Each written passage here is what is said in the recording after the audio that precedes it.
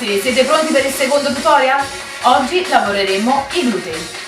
Allora, posizione quadrupede, mi raccomando, teniamo sempre le braccia tese, in questo modo, e le ginocchia piegate. La schiena non deve essere incurvata, deve essere dritta, ed andiamo a tendere una gamba facendo l'alzata posteriore. Come per tutti gli esercizi, come vi ho detto già nel tutorial precedente, faremo 3 serie per ogni esercizio e quindi saranno 20. In pratica il movimento sarà questo: sulla gamba, contraendo ovviamente i glutei, e la porto in questa posizione iniziale. Quindi iniziamo in questo modo: su e giù, su e giù, 3 e respiro, prendo fiato e respiro, 4, 5, 6, 7, sentirete contrarre ovviamente, tirare i glutei, 9, non dimenticate mai di non piegare mai le braccia, 8, 9, ancora,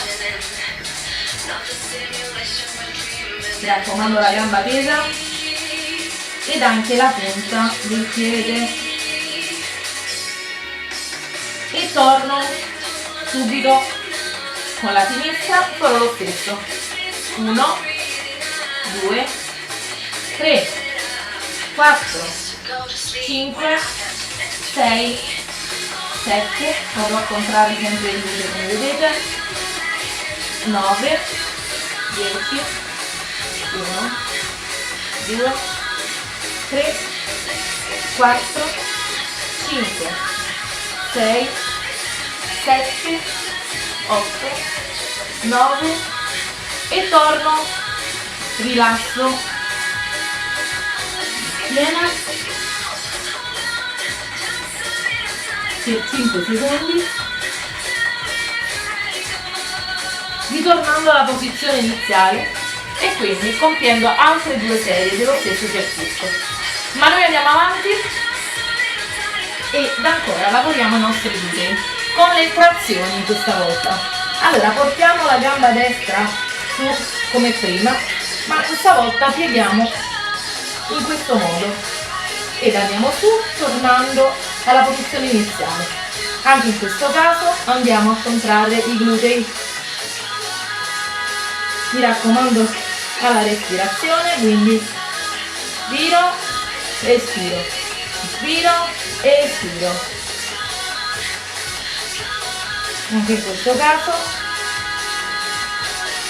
il numero delle serie sarà sempre composto da 20 per 3 serie,